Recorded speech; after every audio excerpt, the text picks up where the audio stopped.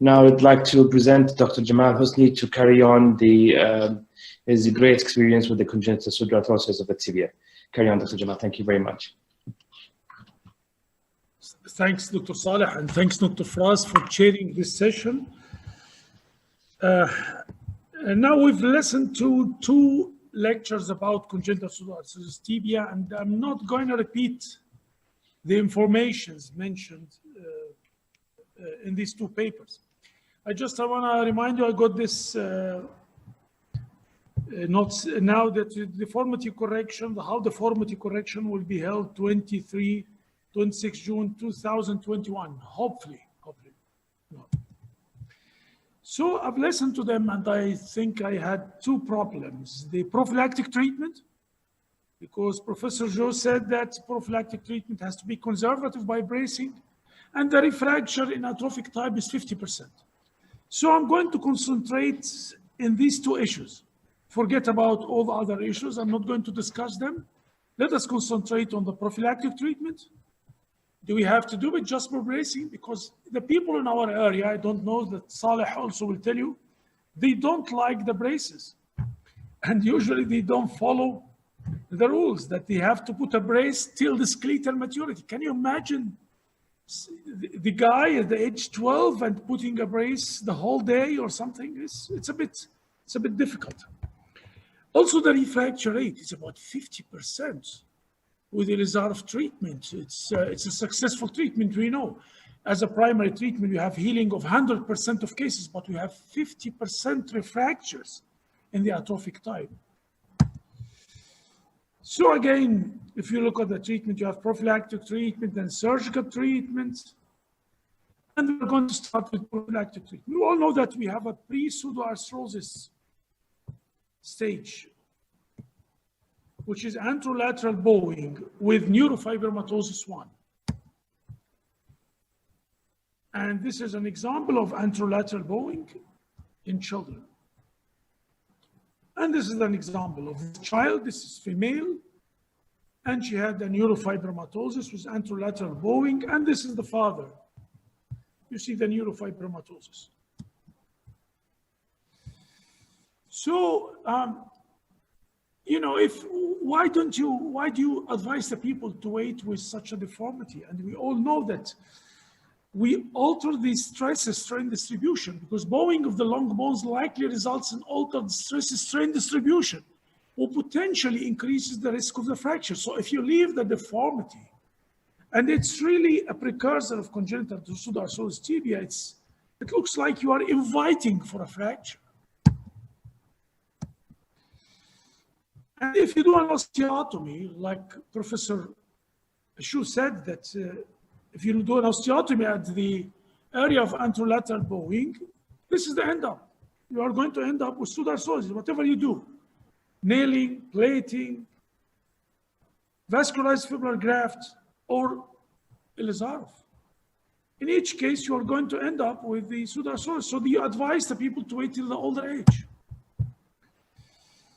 So, if there is a necessity to do prophylactic treatment, some people they think that you have to do bracing to skeletal maturity, or bypass grafting, or radical resection of this part, or guided growth. And I had this patient. So each year the patient comes, and I tell the family and the grandmother, she has to wait, she has to wait, she has to wait, she has to wait. And finally she told me, do I come to you for 6 years? And you just tell me every year, wait and put the patient in place. Why do I come to you? She's right. So do we have to wait till skeletal maturity? You know that if you have asymmetrical distribution of the forces, I'm sure that you have disturbance of the growth plate. So it's not a benign thing to wait till the end of the skeletal growth. Besides, if you wait till adolescence, you have social anxiety, embarrassment, feeling of, you have problems. If you wait till, so you have psychological problems. So the deformity, if you leave the deformity to skeletal maturity, you are going to have serious social and psychological effects. So we thought about prophylactic treatment. This is the single case of guided growth.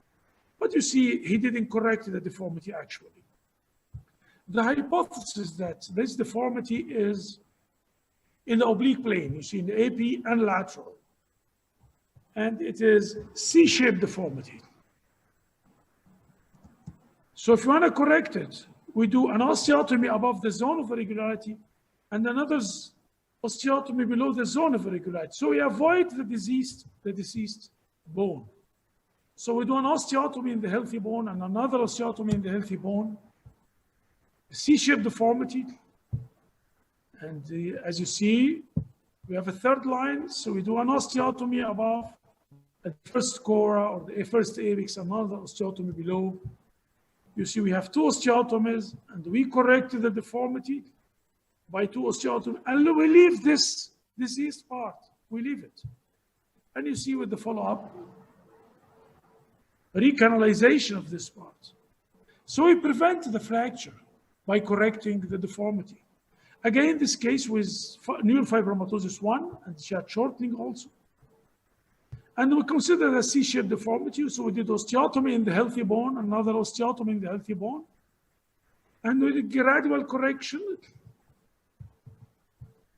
and lengthening. And we left the diseased part because the hypothesis is that if you do axial compression in the proper axial alignment, this will do remodeling of this part. So look here. And this is after correction. But still we have residual valgus. So when you put, after this correction, bifocal correction, we still have residual valgus. So we thought it is physial, so we did 8 plates. But look to the recanalization of this segment. So we believe in early correction of the anterolateral tibial bowing in children with neurofibromatosis 1 with bifocal osteotomies above and below the dysplastic part, followed by gradual differential distraction, which can prevent the development of congenital pseudoarthrosis. Our experience now is 11 cases, and none of them had developed congenital pseudoarthrosis. Again, look to the surgical dilemma. Is it one entity? I'm going to talk about the atrophic type. The atrophic type, you have a marked deformity, you have technical difficulty, very small distal fragment, scars from previous operations, severe osteoporosis, shortening, high refracture rate, which is about 50%. And look to this patient who had 13 previous operations, shortening 17 centimeters. And so I talked about the family asked for amputation. None of our families will ask for amputation. The families in the Arabic area, they refuse amputation totally, so forget about it. It's not a solution in this area. Again, scars from the previous operations, and you have to use the same scar to care. Otherwise, you'll have problems with the skin. Marked deformity, 90 degrees deformity. Severe osteoporosis, the patient stayed in a cast and after 5 previous operations for 3 years. Technical difficulty, very difficult. You have 2 previous free vascularized fibrosis.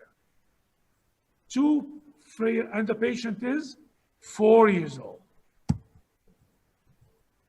Again, hardware removal. You have to remove all this hardware.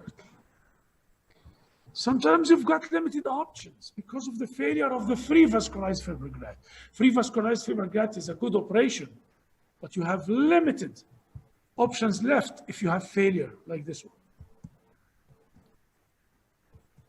I'm going to go through the refracture. We have 29 cases with refractures, all atrophic type. They are all, this is a single author experience. You know, I've never had a virgin case. All my cases had been treated before elsewhere.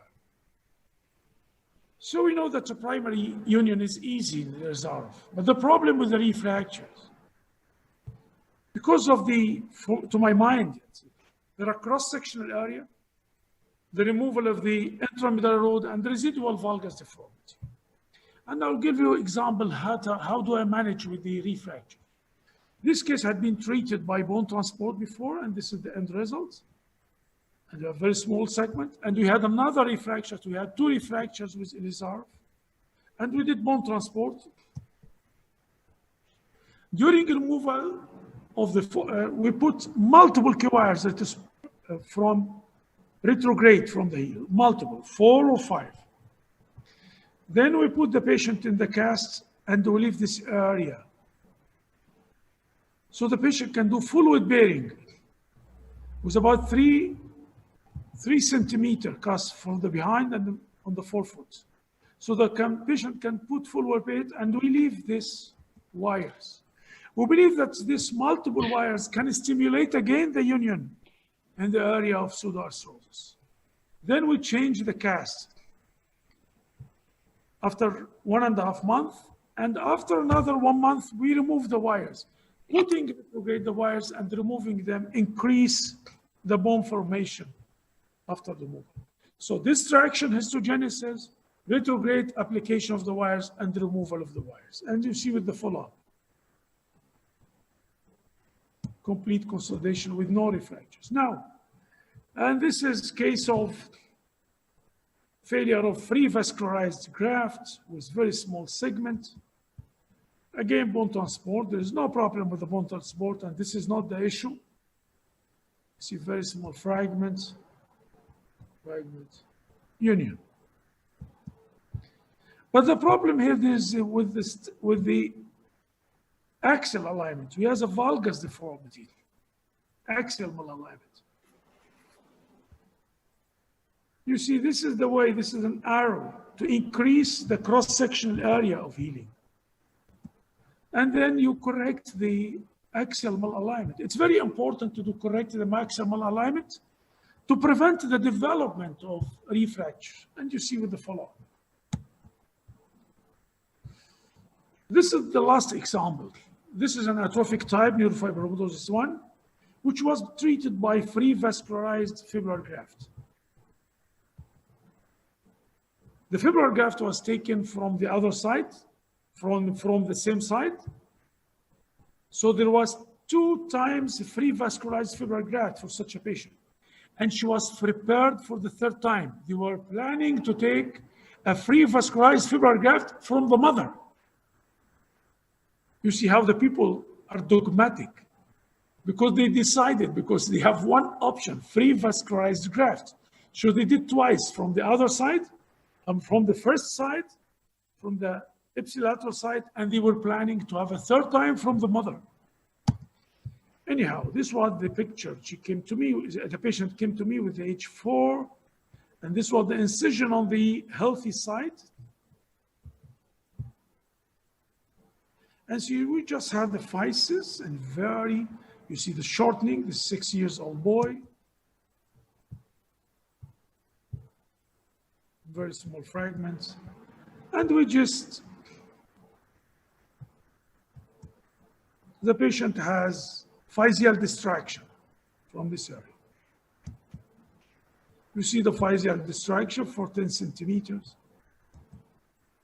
Physial distraction and lengthening. It's okay. The patient fell to the ground after 2 months and he had a refracture. You see. And the patient waited for 1 year. He came to us after 1 year. There is almost nothing here. We did corticotomy, bone transport for 12 centimeters, bone transport. Again, the patient has physial distraction for 10 centimeters, and we did bone transport. Then during removal, we apply 5 wires, retrograde, and we put the patient on a cast for 1.5 months. Then we change the cast, then we remove the cast and have an X-ray. Then we put another cast for 2 months. In the cast, we remove the wires. We think introducing the 5 wires and removing the wires will stimulate the bone formation in this area. You see the bone lengthening, equality, it's the same length, and you see the bone formation.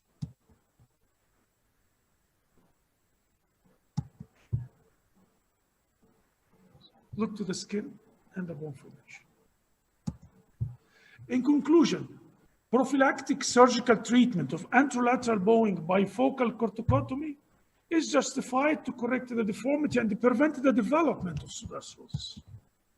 Distraction histogenesis, maximum cortical contact, correction of axial malalignment, stimulation of bone formation by multiple wires during fixator removal and casting for 4 months and full weight bearing can prevent the development of refractures.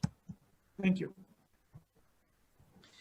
Thank you very much, Dr. Gamal, for this great lecture and very nice cases.